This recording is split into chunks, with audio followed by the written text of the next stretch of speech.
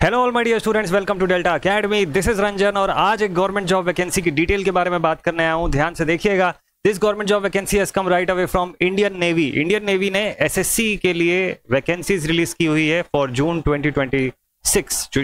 2026 के लिए एसएससी की रिक्रूटमेंट ये लोग कर रहे हैं। और बहुत ही बढ़िया सी बात ये है कि यहाँ पे बी और बीटेक के जो कैंडिडेट्स हैं वो एलिजिबल हैं। All branches, almost majority of the branches, electrical, mechanical, सबको इंक्लूड करते हुए वैकेंसीज अप्रोक्सीमेटली 260 के आसपास की वैकेंसीज है यहाँ पर। और एक अच्छी बात यह है कि यहाँ पर जो फाइनल ईयर जो कैंडिडेट्स हैं, फाइनल ईयर अपीयरिंग कैंडिडेट्स हैं, वो भी एलिजिबल है इस जॉब के लिए। तो चलिए इस जॉब की पूरी डिटेल के बारे में बात करते हैं और शुरू करते हैं इस वैकेंसी का पूरा डिस्क्रिप्शन। तो इस वैकेंसी की डिटेल को देखने के लिए आपको आना होगा इंडियन नेवी की ऑफिशियल वेबसाइट पे, विच इज www.joinindiannavy.gov.in। इस वेबसाइट पर आएंगे, यहाँ से आपको ऊपर फ्लैश होता हुआ ऑफिसर्स के कैटेगरी में फ्लैश होता हुआ दिख जाएगा ऑनलाइन एप्लीकेशन विंडो एसएससी जून 2026। डाउनलोड एडवर्टीजमेंट का बटन आप क्लिक करिएगा, आप इससे पहुंच जाएंगे ऑफिशियल वेबसाइट पर। मतलब ऑफिशियल पीडीएफ आपका इसका डिटेल जो है डाउनलोड हो जाएगा। मैंने ऑलरेडी कर रखा है तो मैं डायरेक्टली आपको इस पीडीएफ से बताता हूँ चीजें, ठीक है। चलिए देखते हैं फॉर्म फिलअप विंडो कब से कब तक का है। फॉर्म फिलअप विंडो 9 अगस्त से शुरू हो चुका है ऑलरेडी। अप्लाई ऑनलाइन का विंडो स्टार्ट हो चुका है और लास्ट डेट जो है वो 1 सितंबर तक की, 1 सितंबर तक ऑनलाइन फॉर्म आप फिलअप कर सकते हैं।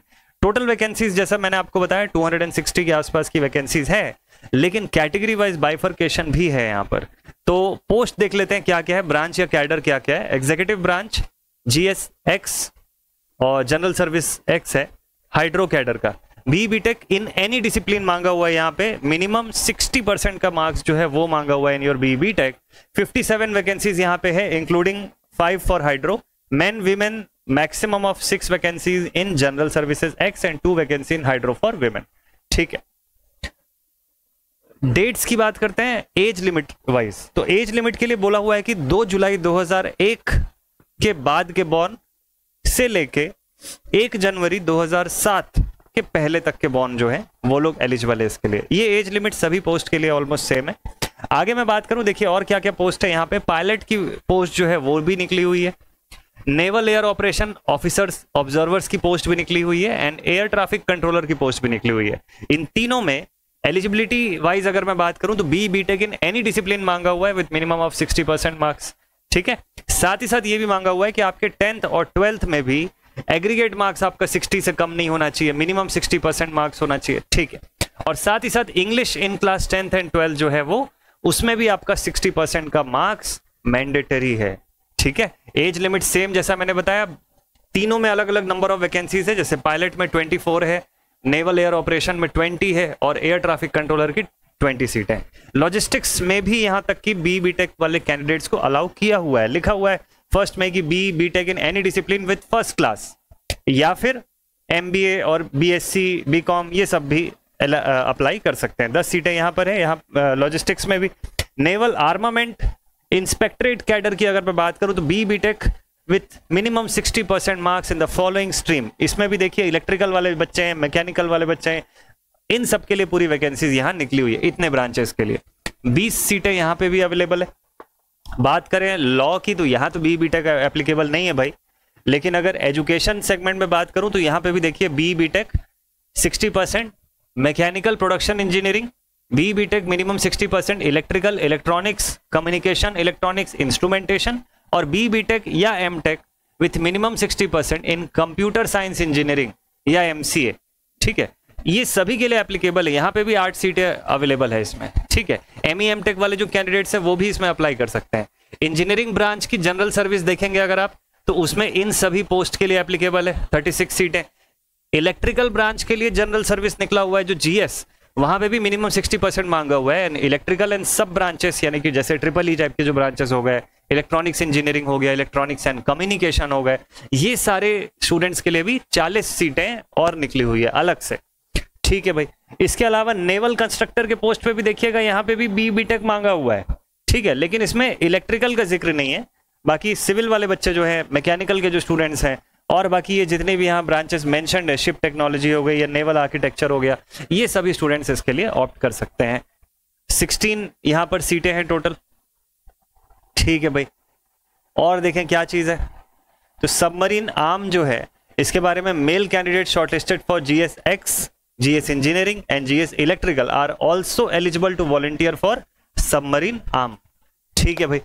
और इसके अलावा रिमोटली पायलट एयरक्राफ्ट जो होते हैं उनके लिए है, मर्चेंट नेवी पर्सनल्स जो हैं वो भी अप्लाई कर सकते हैं इसके लिए, कमर्शियल पायलट लाइसेंस होल्डर्स जो हैं वो इसके लिए अप्लाई कर सकते हैं।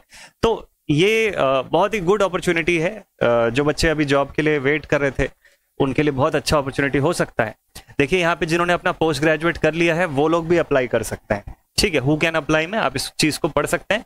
साथ ही साथ जो फाइनल ईयर के स्टूडेंट्स हैं तो मिनिमम 60% मार्क्स अगर आपका एग्रीगेट अभी तक चल रहा है अप टू 5th सेमेस्टर तो आप एप्लीकेबल हैं, अप्लाई कर सकते हैं इस चीज के लिए। ठीक है भाई। देन उसके बाद और क्या क्या चीजें, ये बहुत देखने में हो सकता है आपको दिक्कत जा रही होगी, तो मैं ये PDF जो है आपके लिए अपलोड कर दूंगा। और अब बात कर लेते हैं कि देखिए मेडिकल कंसिडरेशंस जो हैं उनके वो तो हैं अपनी जगह पे as per their military rules. ठीक है, इसको लेकर के देखिए SSB रिकमेंडेड कैंडिडेट जो हैं उसके बाद आपको मेडिकल के लिए अप्लाई करना पड़ेगा, मतलब मेडिकल के लिए जाना होगा, दैट इज द थिंग। अब बात हो रही है SSC में रिक्रूटमेंट हो रहा है। SSC मतलब मिलिट्री के टर्म्स में शॉर्ट सर्विस कमीशन होता है। ठीक है, तो शॉर्ट सर्विस कमीशन जो होता है वो इनिशियली 12 साल का होता है और उसके बाद 2 साल का आप उसको एक्सटेंड कर सकते हैं सब्जेक्ट टू सर्विस रिक्वायरमेंट। ठीक है, तो मैक्स टू मैक्स 14 ईयर्स का रहता है ये। सिलेक्शन प्रोसीजर में क्या क्या होगा, सिलेक्शन प्रोसीजर में देखिए आपका क्वालिफाइंग डिग्री का नॉर्मलाइज्ड मार्क्स जो होगा उसका यूज होगा। ठीक है, देन उसके बाद क्या क्या चीजें, BE-BTech के लिए for candidates who have completed और are in final year of BE-BTech marks obtained up to 5th semester will be considered for SSB shortlisting. 5वें सेमेस्टर तक के मार्क्स में आपका क्वालिफाइंग मार्क्स होना चाहिए। ठीक है, मेरिट लिस्ट जो होगा वो आपके SSB के ऊपर बेस्ड होकर बनेगा। तो आप SSB में कितना स्कोर करते हैं वो 5 डेज का जो प्रोसेस होता है उसके बाद उसके बेसिस पे आपकी मेरिट लिस्ट बनेगी और उसके आधार पे आपको फिर मेडिकल के लिए भेजा जाएगा एंड देन फाइनल सिलेक्शन जो है वो होता है। ट्रेनिंग जो होगा वो आपका होगा यहाँ पे सब लेफ्टिनेंट के पोस्ट पर आप रहेंगे। प्रोबेशन पीरियड यहाँ पर 2 इयर्स का ही होता है नॉर्मली, हाँ 2 साल का ही है इसमें भी। ठीक है, पेज एंड अलाउंस की अगर मैं बात करूं तो 1,10,000 अप्रोक्सीमेटली पर मंथ आपको मिलेगा।